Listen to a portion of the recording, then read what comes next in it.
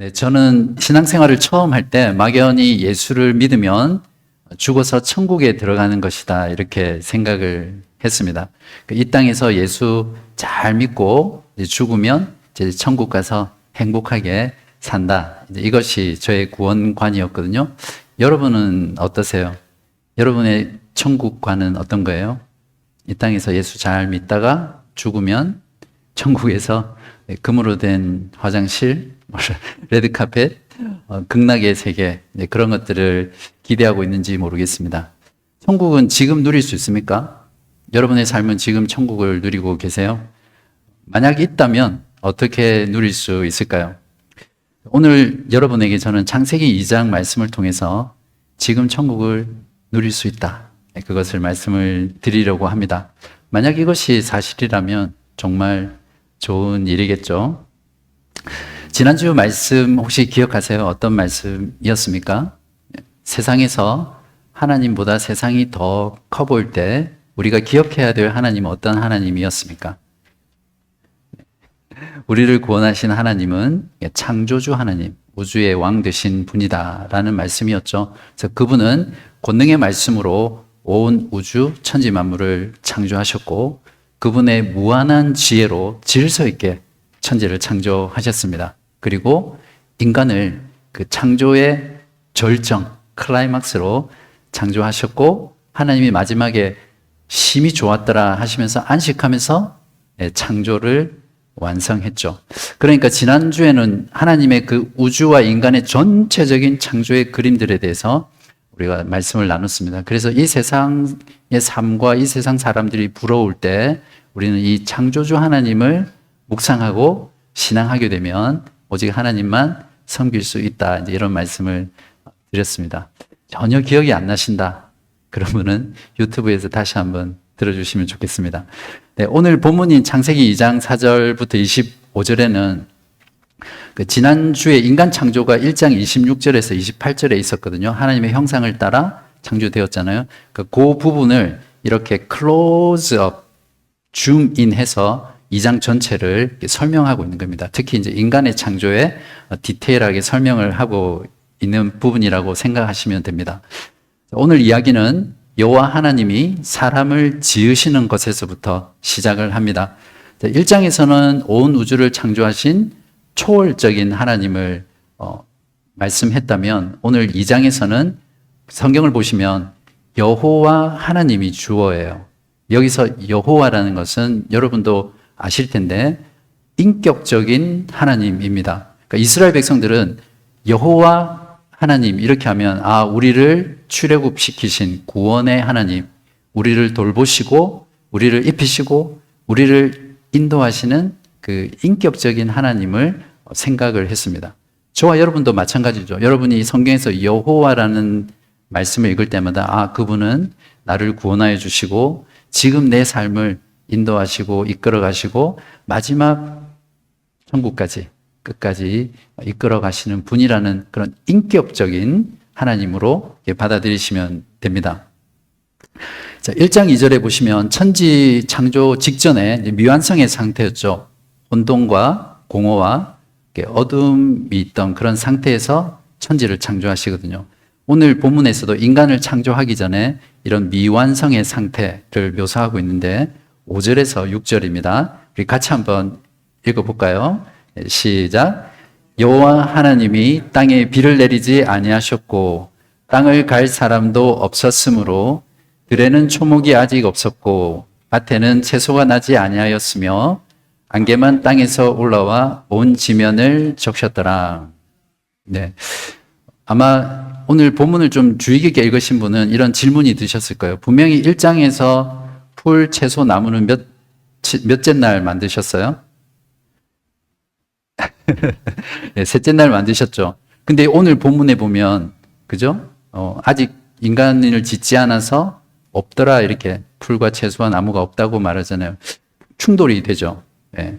그래서, 여기에 대해서 제가 답변을 드리려고 하다가, 그러면 또 설교가 길어질 것 같아서, 점심시간에 저한테 오시면 제가 답변을 하겠습니다. 그러니까 여러분 꼭 점심 드시고 가시고요. 오늘은 좀 더 중요한 부분에 집중을 하도록 하겠습니다. 이런 상태에서 이제 하나님이 사람을 지으시는데요. 7절에 보시면 여호와 하나님이 땅의 흙으로 사람을 지으시고 생기를 그 코에 불어넣으시니 사람이 생명이 되니라. 이 구절의 핵심은 하나님이 사람을 어떻게 창조했느냐가 아니라 사람이 흙으로 창조됐다는 겁니다. 그러니까 저자인 모세는 인간이 얼마나 흙처럼 연약하고 부서지기 쉬운 그런 존재인가를 보여주는 거죠. 그러니까 하나님의 숨결이라고 하죠. 하나님의 영을 훅 불어넣어 주었기 때문에 존재하는 존재가 인간이라는 겁니다. 그러니까 하나님 없이는 인간이 정말 아무것도 아닌 존재입니다. 저도 개인적으로 주변에서 이렇게 보면 사람이 진짜 강한 것 같아도 너무나 연약한 먼지와 같은 그런 존재라는 것들을 많이 깨닫습니다. 사람이 죽는 거 보면 순식간이고 너무나 허무하게 이렇게 죽어가는 모습을 보면 아, 사람이 하나님 없이는 정말 아무것도 아니구나. 그런 것들을 깨닫게 됩니다. 그러나 동시에 하나님은 사람을 특별한 존재로 만드셨어요. 여기서 사람을 지으시고라는 이 지으시고라는 단어는 그 영어로 formed라고 되어 있는데 원어에 보시면 토기장이가 진흙으로 토기를 빚을 때 그때 쓰는 동사가 지으시다라는 겁니다. 그러니까 하나님은 사람을 지으실 때 토기를 빚으시듯이 그렇게 사람을 정성스럽게 만드셨다는 겁니다. 그리고 그 사람에게 하나님의 숨결을 후 하고 불어넣어서 하나님의 형상을 따라 창조된 존재입니다. 그러니까 우리 인간은 그렇게 하나님께 존귀하게 지음받은, 빚음받은 존재다. 그래서 이걸 영어로 뭐라고 합니까? 마스터피스, 걸작품. 예. 다들 동의를 안 하시는 표정인데 우리 옆에 있는 분 얼굴 보시면서 당신은 하나님의 걸작품입니다. 한번 해볼까요? 좀 쑥스럽더라도. 네. 안 하시는 분들은 걸작품 아닌 걸로. 그죠? 네. 우리는 이렇게 하나님 앞에 존귀한 존재라는 것들을 가지고 살아가면 나의 외모, 나의 직업, 나의 능력 그런 것과 상관없이 하나님의 눈에서 나를 바라보기 때문에 날마다 자존감으로 충만한 그런 사람으로 살아갈 수 있습니다. 이제 사람에게는 거처가 필요하죠. 그런데 이 거처는 사람이 홀로 거처하는 곳이 아니라 하나님과 함께 거하는 하나님의 거처입니다. 8절에서 9절 여호와 하나님이 동방의 에덴에 동산을 창설하시고 그 지으신 사람을 거기 두시니라. 여호와 하나님이 그 땅에서 보기에 아름답고 먹기에 좋은 나무가 나게 하시니 동산 가운데에는 생명나무와 선악을 알게 하는 나무도 있더라. 여기서 에덴이란 기쁨, 안락, 즐거움 이런 뜻입니다. 에덴이라는 그 말 자체가 안식, 즐거움, 기쁨. 그러니까 하나님의 그 창조의 본질이 이 안에 다 들어있는 거죠. 동산이라고 번역된 단어는 히브리어로 간이라는 단어거든요. 이 히브리의 성경을 헬라어로 번역할 때 이 간을 뭐라고 번역했냐면 이 간이라는 단어는 왕의 정원이라는 뜻이거든요. 그러니까 고대의 왕들은 어마어마한 그 아름다운 정원들을 가지고 있었잖아요. 그것을 헬라어로 번역할 때 뭐라고 번역을 했냐면 파라다이스. 그러니까 낙원이라는 단어가 바로 여기서 나온 거예요. 그러니까 우리가 호주는 마지막 지상 파라다이스다 이런 말 하잖아요. 바로 그 낙원이라는 단어가 동산이라는 단어입니다. 그러니까 에덴 동산은 하나님의 정원이고 또 하나님의 동산이다. 이렇게 이해를 하시면 되겠습니다. 동산에는 볼거리, 먹거리로 가득합니다. 이것이 하나님께서 인간에게 주신 풍성한 선물이죠. 동산 중앙에는 생명나무도 있고 또 어떤 나무가 있습니까? 선악을 알게 하는 나무. 보통 우리가 선악과라고 하죠. 그래서 사람은 이 생명나무를 먹을 수 있었기 때문에 실제로는 영생할 수 있는 존재였어요. 왜냐하면 마음껏 그 생명나무를 먹을 수 있었기 때문에 영생할 수 있는 존재였습니다. 에덴에서는 4개의 강이 흘러나옵니다. 4개의 강이 쭉 이름이 나오는데 그 중에 우리가 아는 이름이 있죠. 어떤 강입니까? 유프라데 그리고 헷데겔이라고 되어 있는데 이건 티그리스 강입니다. 그러니까 지금으로 치면 터키와 이라크 그 지역을 말하거든요. 그러니까 나중에 노아 홍수로 인해서 뭐 휩쓸려가고 새로운 지명이 됐는지 모르겠지만 적어도 성경의 학자들은 에덴 동산이 있는 위치가 그 강이 있는 그 정도일 것이다. 이렇게 보는 학자들도 있습니다. 아무튼 이 강이 흘러가는 곳마다 생명이 일어나죠. 초목이 무성하고 과일이 열리고 물고기가 살고 말 그대로 강이 흐르는 곳은 이제 생명을 상징합니다.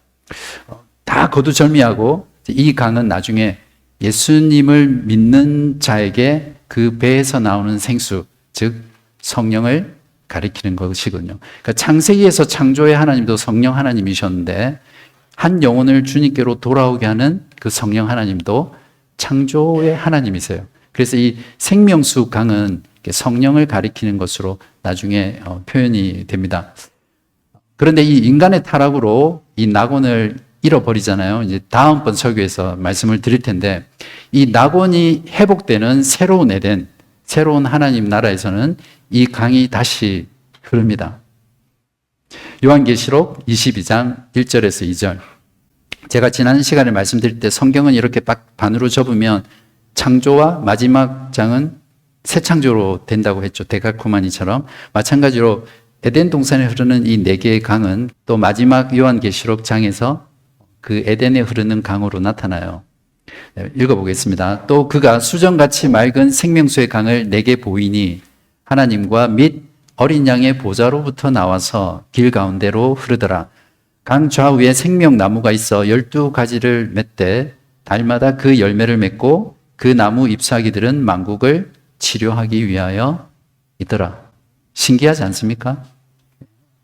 성경의 첫 부분에서 강이 나오고 마지막 에덴에서 또 강이 나오는 것. 그러니까 완성된 하나님 나라에서는 에덴에서 강이 나오는 것이 아니라 어디서 강이 나옵니까? 하나님과 어린 양의 보좌에서 그 강이 흘러나옵니다. 그러니까 무슨 말입니까? 하나님과 어린 양 그분이 생명의 근원이라는 겁니다. 혹시 여러분 가운데 아직 이 생명의 근원 되신 예수를 믿지 않고 있다면 예수를 믿으십시오. 예수를 믿으면 그 생명의 근원 되신 그분에게서 생명이 흘러나와서 영원한 생명을 우리가 누릴 수 있을 것입니다. 자, 하나님이 이제 낙원을 에덴 동산을 창설하시고 사람에게 일을 맡깁니다. 자, 이게 참 중요한데요. 15절 보시면 여호와 하나님이 그 사람을 이끌어 에덴 동산에 두어 그것을 경작하며 지키게 하시고 어떤 일을 주십니까? 하나님의 정원을 경작하고 지키는 일입니다. 여기서 경작하다, 지키다라는 단어가 함께 쓰여 있는데요. 성경에서 경작하다, 지키다라는 말이 함께 쓰인 곳이 어디냐면 제사장과 레위인이 성막에서 섬기잖아요. 그때 쓰는 히브리어 단어가 정확하게 경작하고 지키다는 겁니다. 그러니까 무슨 말입니까? 아담이 에덴 동산을 경작하고 지키는 것은 제사장이 그 성막에서 봉사하면서 그 성막에 예배하고 그 성막을 거룩하게 지키는 그 일과 같다는 말이죠. 그러니까 처음 에덴 동산에서 하나님께서 아담에게 주신 일은 제사장의 역할입니다. 다음번 설교에서 제가 어떻게 에덴 동산이 정확하게 성막이라는 곳에서 이루어지는지를 제가 설명을 드릴 텐데요. 아무튼 이스라엘 백성들에게 성막은 이동식 에덴 동산이었어요. 성막이 가는 곳이 바로 그들에게는 이제 에덴 동산이었습니다. 1장 28절에서는 땅을 정복하고 충만하고 다스리라고 명령하시면서 왕의 역할을 주었다면 오늘 2장에서는 제사장의 역할을 줍니다. 베드로 사도도 나중에 예수를 믿는 하나님의 백성들을 뭐라고 합니까? 너희 거룩한 나라 왕 같은 제사장이라고 그렇게 말하잖아요. 그러니까 저와 여러분은 사실은 예수 그리스도로 인해서 이 왕과 제사장의 직분을 회복하는 겁니다. 우리가 이 땅에서 살아가는 것은 바로 왕과 제사장으로 살아간다는 말이죠.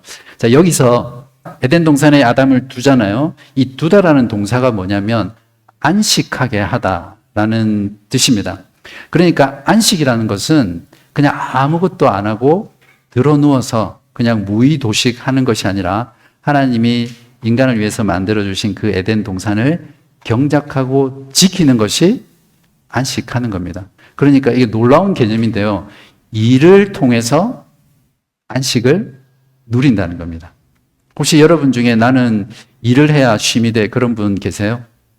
네, 그런 분은 지금 에덴 동산에 살고 계시는 겁니다. 원래 일은 하나님께서 노동이라는 것을 만드셨을 때 이 노동은 고통스럽고 마지못해서 먹고 살기 위해서 생계를 위해서 하는 것이 아니었어요. 그 노동이라는 행위를 통해서 기쁨을 누리고 즐거움을 누리고 안식하는 게 원래 하나님께서 노동을 창조하신 목적과 의도입니다. 그러므로 완전하진 않지만 예수 그리스도를 통해서 하나님의 형상이 회복된 그리스도인들은 자신의 삶에서 일을 할 때 이런 자세로 일을 해 나가야 합니다. 그냥 말 그대로 먹고 살기 위해서 지긋지긋하다. 그날이 그날 진짜 오늘도 나가서 일하지 않으면 내가 못 먹고 사니까 그렇게 마지못해 일하는 것이 아니라 이 에덴 동산에서 하나님께서 주신 그 일의 본래의 의미를 생각하면서 비록 힘들고 어렵지만 이 일을 통해서 기뻐하고 또 즐거워하고 거기에서 안식을 누리려고 수고하고 애쓰는 거죠. 비록 그냥 컨베이어 벨트에서 단순한 노동을 하더라도 또 아니면 아기의 기저귀를 가는 그 일을 통해서도 우리가 어떤 마음과 어떤 태도로 일을 하느냐에 따라 그곳이 말 그대로 지옥이 될 수도 있고 또 에덴 동산이 될 수 있습니다. 제 바라기는 여러분이 무슨 일을 하든 그것이 정말 하기 싫은 일이라더라도 마음을 바꿔먹고 에덴 동산에서 하나님이 주신 그 노동의 의미를 생각하면서 최선을 다해서 성실하게 하나님께 예배한다는 그런 마음으로 일을 하는 여러분 되시기를 바랍니다. 자, 아담은 에덴 동산에서 왕과 제사장의 역할을 맡았지만 그가 에덴 동산의 주인은 아니죠. 그러니까 하나님께서 대신 맡겨주신 이걸 대리왕이라고 하고 또 동산직이에요. 그렇기 때문에 하나님께서는 아담 그 사람이 하나님의 대리 통치자라는 것을 인식시키기 위해서 언약을 맺으세요. 약속을 맺는 거죠. 그래서 나는 하나님이고 너는 피조물이야. 이런 어떤 관계를 계속해서 보여주기 위해서 언약을 맺으시는데 16절에서 17절 우리 같이 한번 읽어보겠습니다. 시작. 여호와 하나님이 그 사람에게 명하여 이르시되 동산 각종 나무의 열매는 내가 임의로 먹되 선악을 알게 하는 나무의 열매는 먹지 말라. 내가 먹는 날에는 반드시 죽으리라 하시니라. 여기 보면 하나님께서 동산의 모든 나무 열매는 다 먹게 하셨잖아요. 근데 선악과만 금지시키셨어요. 근데 사람이 그래요. 죄성 때문에 이 금지한 한 가지 이게 너무너무 커 보이는 거죠. 하나님이 주신 전부는 잊어버리고 감사하지 못하고 그 은혜는 생각하지 못하고 선악과를 탐내게 되는데 이거는 이제 다음번 설교 때 더 자세히 말씀을 드리겠습니다. 아무튼 언약을 맺는 두 당사자는 하나님과 사람입니다. 아담은 그냥 단순히 한 사람으로 언약을 맺는 것이 아니라 아담 뒤에 나올 모든 인류를 대표해서 하나님과 언약을 맺으시거든요. 그래서 선악과만 따먹지 않으면 아담은 영생할 수 있는 존재였습니다. 왜 하나님은 이렇게 선악과를 동산 중앙에 두셨을까요? 아담은 에덴 동산을 막 뛰어다니면서 또 경작하고 지키면서 항상 중앙에 있는 그 선악과를 봤을 겁니다. 그래서 그것을 보면서 나는 내가 이렇게 마음껏 이 동산을 지키고 관리하고 다스리지만 나의 진정한 왕은 하나님이시구나 라는 것들을 계속해서 생각하게 하기 위해서 선악과를 두셨습니다. 또한 선악을 알게 한다는 것은 진짜 옳고 그름을 어떤 생각한다 이런 의미라기보다는 그 당시 왕만이 선과 악을 재판할 수 있었거든요. 그러니까 재판관의 의미입니다. 그러니까 선악과를 따먹지 말라는 것은 인간에게 네가 재판관이 아니라 내가 재판관이다. 그것을 이제 알려주시는 겁니다. 그래서 아담은 낙원에서 하나님의 다스림 가운데 말씀에 순종하면서 살면 영원토록 복을 누리면서 살 수 있는 존재였습니다.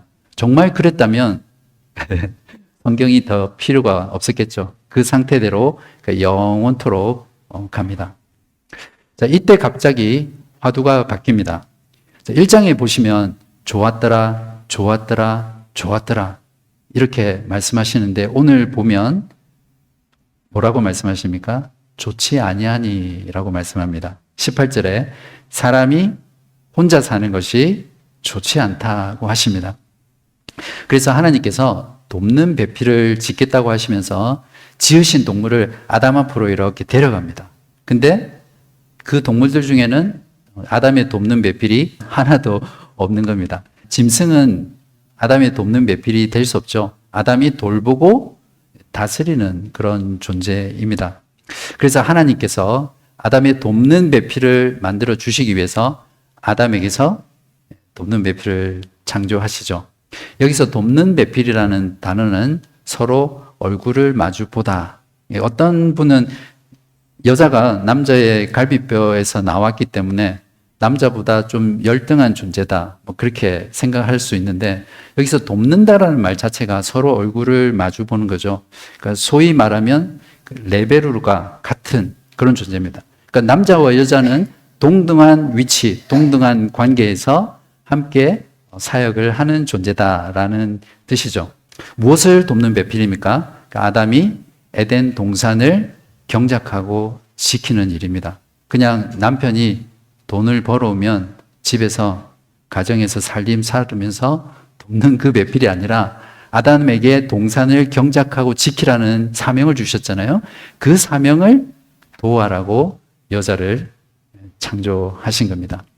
지금으로 치면 저희가 교회로 함께 모여서 주님의 몸을 이루고 이 교회를 섬기고 교회를 통해서 하나님 나라를 이루어가는 이 일 가운데 아내는 남편을 돕는 배필로 만들어 주신 겁니다.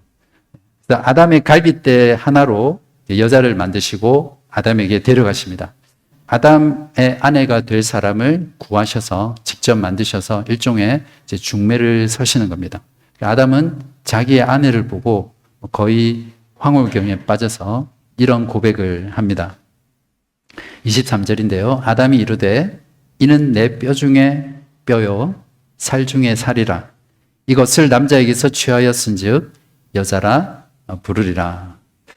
깊이 잠들어 있었는데 어떻게 이 하와라는 여자라는 존재가 자기의 뼈와 살에서 나왔는지를 알고 고백했는지는 저도 아직 답을 찾지는 못했는데 하나님의 은혜 가운데 이런 고백을 했겠죠. 그래서 여자는 실제로 뼈 중에 뼈요 살 중에 살입니다. 그러니까 남자와 동일한 본질 또 동일한 생명체를 가지고 있는 존재죠. 한국 사람들은 친족 관계를 표현할 때 어떻게 표현합니까? 네, 피를 나눈다, 혈육 관계라고 그러죠. 그러니까 영국 사람들은 혈통이라고 그럽니다. 히브리 사람들은 뭐라고 하냐면 뼈와 살을 나누었다고 해서 골육 관계라고 그렇게 부르거든요. 지금 아담이 그 고백을 하는 겁니다. 그러니까 결혼은 단순히 두 사람이 만나서 함께 그냥 지내는 것이 아니라 골육 관계를 이루는 것이라는 거죠. 그렇기 때문에 결혼은 모든 인간 관계에서 가장 가까운 관계입니다. 그러니까 가장 가까운 관계가 바로 부부 관계입니다. 저자는 하나님이 세우신 결혼의 원리를 24절에서 25절에 이렇게 말합니다. 이러므로 남자가 부모를 떠나 그의 아내와 합하여 둘이 한 몸을 이룰지로다. 아담과 그의 아내 두 사람이 벌거벗었으나 부끄러워하지 아니하니라. 결혼의 진정한 원리가 여기 잘 나와 있는데요. 먼저 부모를 떠나야 합니다. 많은 가정이 결혼을 했는데도 부모를 떠나지 않기 때문에 어려움을 겪습니다.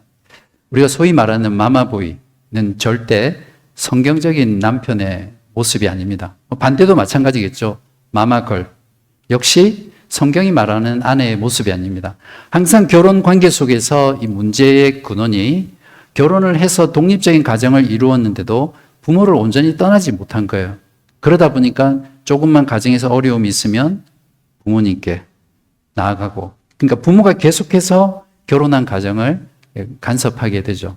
여기 시어머니, 시아버지 계신 분들이 있을 텐데 너무 서운하게 생각하지 마시고요. 제가 하는 말이 아니라 성경이 하는 결혼의 원리입니다. 이것은 단순히 부모와 같이 살고 살지 않는 것을 말하지 않고요. 함께 살든 따로 살든 독립적인 관계를 이루는 겁니다. 재정적으로, 관계적으로, 또 영적으로 독립하는 거죠. 그래서 결혼을 한 가정은 상호 독립적인 관계에서 부모를 섬기고 공경하는 것이 성경적 결혼의 원리입니다. 여기 보니까 아직 결혼 안 하신 청년들이 좀 제법 있는데 제 얼굴은 다 잊어버리셔도 제가 오늘 말씀드린 건 꼭 기억하십시오. 정말 하나님이 의도하신 그 결혼 생활을 이루기 위해서는 먼저 부모를 떠나야 합니다. 그렇기 때문에 남편은 부모의 행복보다 아내의 행복을 우선적으로 고려해야 되고요. 아내 역시 부모의 행복보다 남편의 행복을 먼저 고려해야 합니다. 그리고 결혼은 둘이 합해서 한 몸이 되는 건데 여기서 합하다는 것은 서로 꼭 붙어 있는 것을 말합니다. 이것은 그림으로 상상하면 어떻냐면 어떤 사람이 절벽에서 떨어져요. 떨어지다가 나무 가지를 탁 붙잡는 거예요. 그럼 여러분 어떻게 붙잡겠어요? 어떻게 붙잡겠습니까? 죽기 살기로 이거 놓으면 나 죽는다. 그 마음으로 붙잡지 않겠습니까? 바로 이렇게 서로 붙어 있는 것이 여기서 합하다는 그런 단어의 뉘앙스입니다.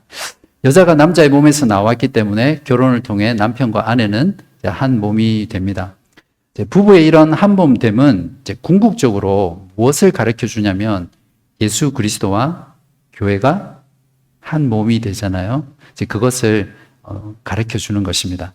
예수 그리스도께서는 하나님 아버지의 품을 떠나 인간이 되셔서 교회를 위해 자신의 목숨을 내어놓으셨습니다. 그리고 부활하셔서 교회와 한 몸이 되셨죠.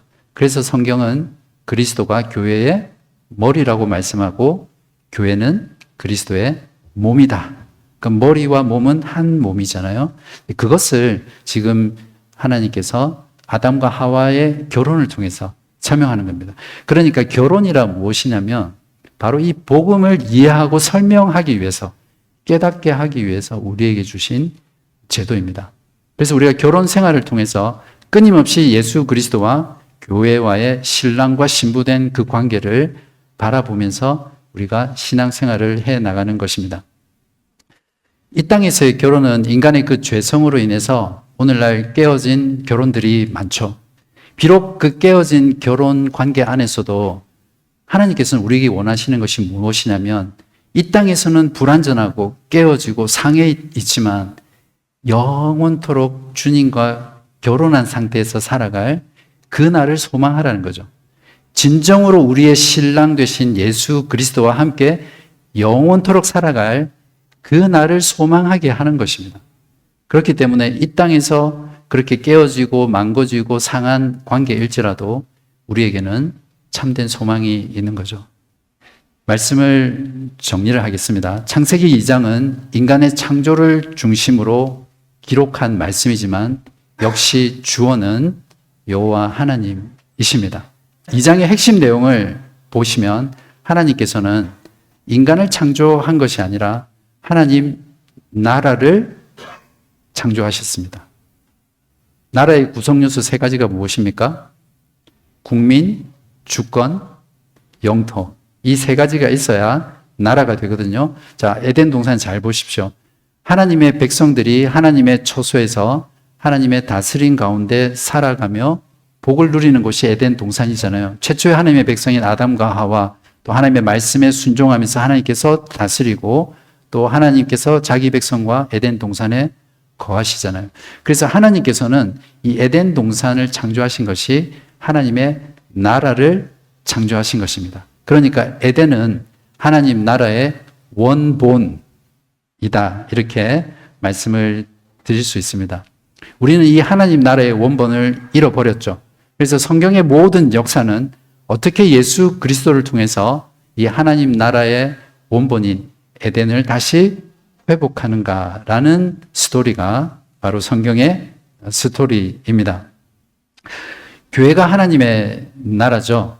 교회는 하나님의 성령이 거하시는 하나님의 성전입니다. 하나님이 예수 그리스도의 죽음과 부활로 구원하신 하나님의 백성들과 함께 말씀과 성령으로 다스리면서 거하는 곳이 교회 맞습니까? 맞죠? 분명히 성경은 교회는 하나님의 성령이 거하시는 하나님의 성전이다 말씀하셨거든요. 그리고 말씀과 성령으로 교회를 다스립니다. 그러니까 에덴 동산의 원본과 정확하게 일치하죠. 그래서 교회는 하나님의 나라입니다. 그러니까 에덴이 하나님의 나라고 교회가 하나님의 나라니까 3단 논법에 의하면 어떻습니까? 교회는 에덴이죠. 우리 안에 에덴이 있습니다. 저와 여러분은 그러니까 교회를 통해서 지금 회복된 에덴을 살아가고 있고 또 누리고 있습니다. 이 사실을 우리가 모르기 때문에 천국은 우리가 죽어서 저 천국에서 누리는 것이라고 생각하는 거예요. 맞습니다. 그때 완전히 누리죠. 그러나 천국은 이미 우리 가운데 시작됐고 누리고 있는 그런 상태입니다. 천국은 지금 없는 것을 새로 주는 것이 아니라 그리스도 안에서 이미 시작되고 누리는 것을 완전히 누리는 곳입니다. 사랑하는 성도 여러분, 우리 안에 에덴이 있습니다. 천국의 삶은 지금 여기 교회에서 이미 시작되었습니다. 하나님 나라를 경작하고 지켜가는 삶이 바로 에덴의 삶이죠. 종말이 가까우는 때에 우리가 함께 교회로 모이는 일에 더욱 열심을 냅시다. 더 간절하고 더 사모하는 마음으로 하나님을 예배하고 서로 사랑과 선행을 격려하며 교회를 진리와 거룩으로 함께 지켜갑시다. 여러분의 가정이 에덴이 되게 하십시오. 여러분의 직장이 에덴이 되게 하십시오. 그것이 우리 안에 에덴인 하나님 나라, 천국을 지금 누리며 살아가는 것입니다.